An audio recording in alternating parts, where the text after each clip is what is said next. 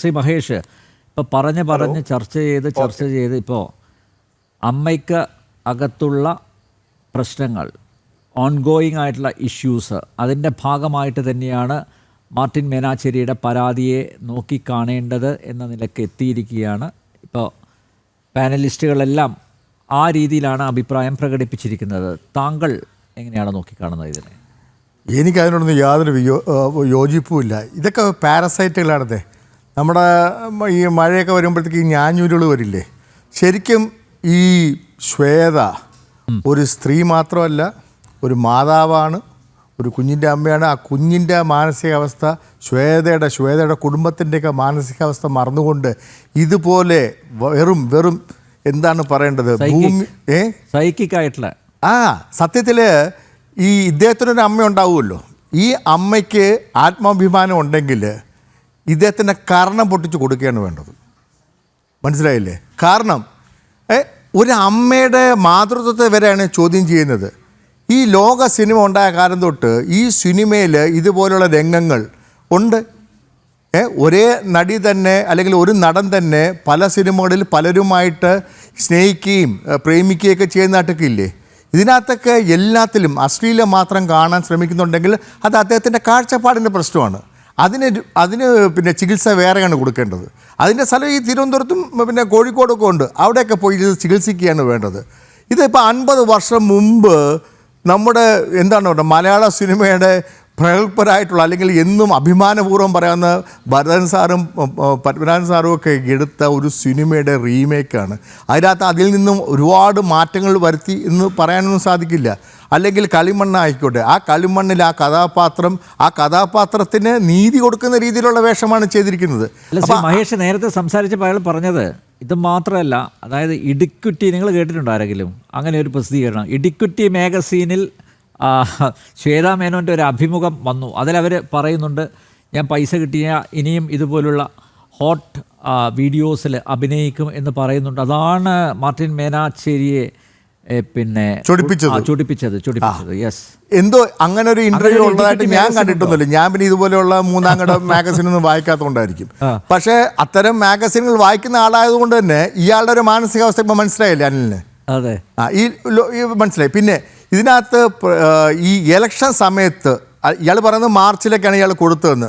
എന്തായാലും സംഭവം വന്നത് ഇപ്പോൾ വന്നപ്പോൾ അവർ ഫോർച്ചുനേറ്റ്ലി വാട്ട് അവർ ഒരു കാൻഡിഡേറ്റ് ആണ്. അവർ ഇതിനു മുമ്പും ഇതിനകത്ത് വേറെ പല തസ്തികകളും വഹിച്ചിരുന്ന ഒരാളാണ്. അവർ വളരെ എന്താ പറയുക, എല്ലാവർക്കും അഭിമാനം തോന്നുന്ന രീതിയിലുള്ള ഒരു പ്രവർത്തനമാണ് അവർ കാഴ്ചവെച്ചിട്ടുള്ളത്. അവരെ പറ്റി ഒരു മോശം അഭിപ്രായമില്ല.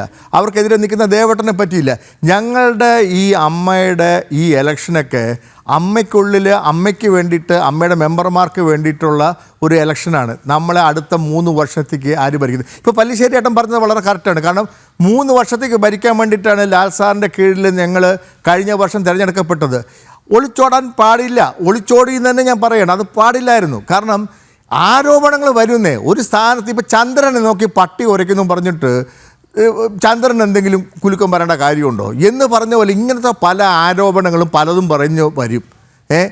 അമ്മയെ തന്നെ പല പേരിൽ വിളിക്കാൻ ആൾക്കാരുണ്ടാവും. പക്ഷേ നമുക്കറിയാവുന്ന അമ്മ അറിയാമല്ലോ, അമ്മ ചെയ്യുന്ന പ്രവർത്തനങ്ങൾ അറിയാമല്ലോ, നന്മകൾ അറിയാമല്ലോ.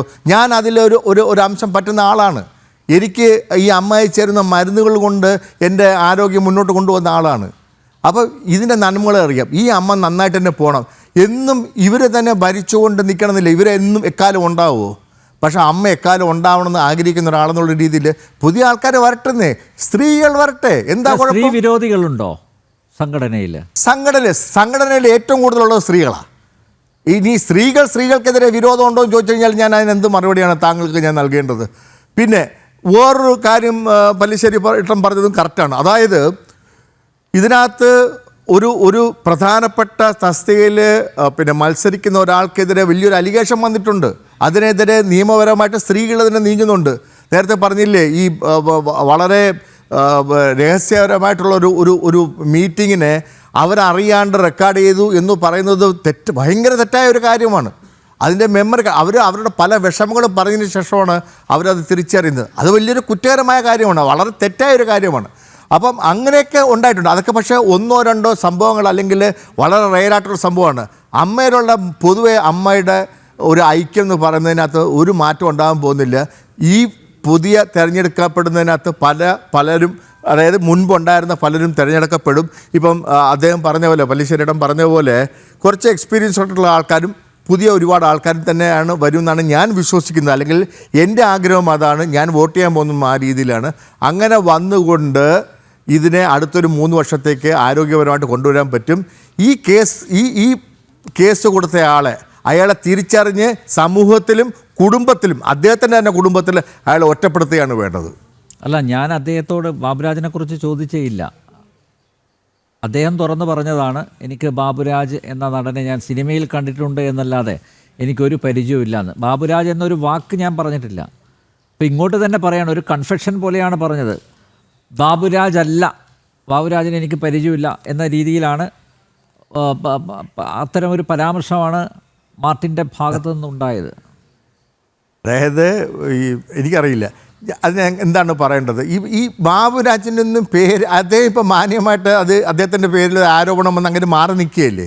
നമ്മളതിനെ എന്താണ് പറയേണ്ടത്, അതിനെ അദ്ദേഹത്തിന് അനുമോദിക്കുകയല്ലേ വേണ്ടത്. അദ്ദേഹം കടിച്ചു തൂങ്ങാൻ നിന്നില്ലല്ലോ. അപ്പം ഞാൻ ഒരു കാര്യം ഞാൻ പറയാം അനിലേ, ഞാൻ പലപ്പോഴും എൻ്റെ പല കാര്യങ്ങൾക്ക് വേണ്ടിയിട്ട് അമ്മയിൽ പോയപ്പം അവിടെ കഠിനാധ്വാനം ചെയ്യുന്ന ബാബുരാജിനെ കണ്ടിട്ടുണ്ട്. കഠിനാധ്വാനം ചെയ്തത് അമ്മയുടെ നന്മയ്ക്ക് വേണ്ടിയാണെന്ന് വിശ്വസിക്കാനാണ് എനിക്ക് ആഗ്രഹം, മറിച്ച് വിശ്വസിക്കാനായിട്ട് എനിക്ക് ആഗ്രഹമില്ല. അല്ല, അതിലൊരു സംശയമുണ്ട്. കാരണം ശ്വേതാ മേനോൻ മത്സരിക്കുന്നത് പ്രസിഡന്റ് സ്ഥാനത്തേക്കാണ്, ബാബുരാജ് നോമിനേഷൻ കൊടുത്തത് ജനറൽ സെക്രട്ടറി സ്ഥാനത്തേക്കാണ് അല്ലേ? അതെ അതെ. അപ്പോൾ അങ്ങനെയാണെങ്കിൽ ജനറൽ സെക്രട്ടറി സ്ഥാനത്തേക്ക് മത്സരിക്കുന്ന രവീന്ദ്രനെ എതിരെ അല്ലെങ്കിൽ കുക്കു പരമേശ്വരനെതിരെ ആണല്ലോ ഇങ്ങനെ ഒരു പരാതി ആകണമായിരുന്നു പരാതി കൊടുക്കേണ്ടിയിരുന്നത്. അതാണ് ഞാൻ പറഞ്ഞത്. ഇതിലൊന്നും അതും കൺഫ്യൂസിങ് ആണ്. ഇതൊരു പുകമറ സൃഷ്ടിക്കലാണ്. അതായത് പുകമറ സൃഷ്ടിച്ചുകൊണ്ട് അതിൻ്റെ പിന്നിൽ ഇയാൾ വേറെ ഞാൻ പറഞ്ഞില്ല, ഇയാളുടെ മനോനില വേണം ആദ്യം പരീക്ഷിക്കാൻ. രണ്ടാമത് അനിൽ, ഇതിനകത്ത് ശ്രദ്ധിക്കേണ്ട ഒരു കാര്യം, ആര് വാളെടുത്താലും വെളിച്ചപ്പെടാവുന്ന രീതിയിൽ ആര് എന്ത് കേസ് കൊടുത്താലും ഉടനെ കേസെടുക്കാതിരിക്കണമെന്നേ ഈ പോലീസിന് ഇതെന്താ പറ്റിയേ? അല്ല, പക്ഷേ അവിടെ പോലീസിനെ കുറ്റം പറയാൻ പറ്റില്ല. കാരണം പോലീസിൽ നേരത്തെ ഇയാൾ പരാതി കൊടുത്തിരുന്നു. സെൻട്രൽ പോലീസ് സ്റ്റേഷനിൽ പോയി പരാതി കൊടുത്തു, അവർ ഗൗനിച്ചില്ല. സിറ്റി പോലീസ് കമ്മീഷണർ അടുത്ത് പോയി, അവിടെയും നടപടിയെടുത്തില്ല. പിന്നെയാണ് അവസാന ഒരു അത്താണി എന്ന നിലയിലാണ് ചീഫ് ജുഡീഷ്യൽ മജിസ്ട്രേറ്റ് കോടതിയെ സമീപിച്ചത്. എനിക്ക് മനസ്സിലാവാത്തൊരു കാര്യം, ചീഫ് ജുഡീഷ്യൽ മജിസ്ട്രേറ്റ് കോടതി എങ്ങനെ ഇത്തരമൊരു പരാതിയുടെ അടിസ്ഥാനത്തിൽ പരാതിക്കാരൻ ആരാണ് എന്ന് പോലും പരിശോധിക്കാതെ ഈ ഒരു പരാതിയുടെ അടിസ്ഥാനത്തിൽ ഡയറക്ഷൻ കൊടുക്കുകയാണ്, സെൻട്രൽ പോലീസിന് ഡയറക്ഷൻ കൊടുക്കുകയാണ്, FIR രജിസ്റ്റർ ചെയ്യൂ എന്ന്. നേരത്തെ FIRൻ്റെ ഉള്ളടക്കത്തെക്കുറിച്ച് നമ്മൾ സംസാരിച്ചു. ഞാൻ നേരത്തെ വിനു കിരിയത്തോട് അത് പറയുകയും ചെയ്തു. കാരണം അത്രയും, അതായത് ആ FIR തന്നെ അശ്ലീലാണ്. അതെ, FIR തന്നെ അശ്ലീലാണ്. അപ്പോൾ നോക്കൂ, ഈ ചീഫ് ജുഡീഷ്യൽ മജിസ്ട്രേറ്റ് കോടതി എങ്ങനെ ഇത്തരം ഒരു ഡയറക്ഷൻ കൊടുത്തു എന്നുള്ളത് അത് വളരെ, അതാണല്ലോ ഇന്നത്തെ ബഹുമാനപ്പെട്ട ഹൈക്കോടതി. സംശയാസ്പദമാണത്. അതെ. രണ്ടാമത് ഈ നമ്മുടെ ക്രൈം അതിൻ്റെ ആളില്ലേ നന്ദകുമാർ പറഞ്ഞത് കേട്ടില്ലേ, ഇങ്ങനെയുള്ള ക്രിമിനലിന് ഇയാളുടെ ബാക്ക്ഗ്രൗണ്ട് അറിയാതെ ഇപ്പോൾ ആർക്കെതിരെയാണ് കൊടുക്കുന്നത് എന്നൊന്നും അന്വേഷിക്കണ്ടേ? അല്ലെങ്കിൽ അയാളുടെ ക്രെഡിബിലിറ്റി, ആർക്കെതിരെയാണ് കൊടുക്കുന്നത്, അയാളുടെ ക്രെഡിബിലിറ്റി, ഇതൊക്കെ അന്വേഷിക്കാണ്ട് വെറുതെ ഒരു FIR ഇടുക, അതിനുടനെ കോടതി സ്വീകരിച്ചുകൊണ്ട് ഒരു കേസെടുക്കുക. അപ്പോൾ പിന്നെ ഇത് ഞാൻ പറഞ്ഞോട്ടെ, ഇത്രയും വലിയ അറിയപ്പെടുന്ന ആൾക്കാരല്ല, ഇത്രയും ക്രെഡിബിലിറ്റിയൊന്നും ഇല്ലാത്ത സാധാരണക്കാരുടെ അവസ്ഥ എന്തായിരിക്കും? നമ്മളത് അറിയണ്ടേ? സാധാരണക്കാർക്ക് വേണ്ടിയല്ലേ ഈ നിയമവ്യവസ്ഥയും ബാക്കി കാര്യങ്ങളൊക്കെ ഉണ്ടാവേണ്ടത്. അപ്പോൾ ഇത് ശരിക്കും പറഞ്ഞാൽ ഇതൊരു കണ്ണ് തുറക്കുന്ന ഒരു പരിപാടിയാവട്ടെ, ഇത് ശരിക്കും ഒരു ഐ ഓപ്പണിംഗ് ആവട്ടെ എന്നേ എനിക്ക് പറയാനുള്ളൂ. ഓക്കെ.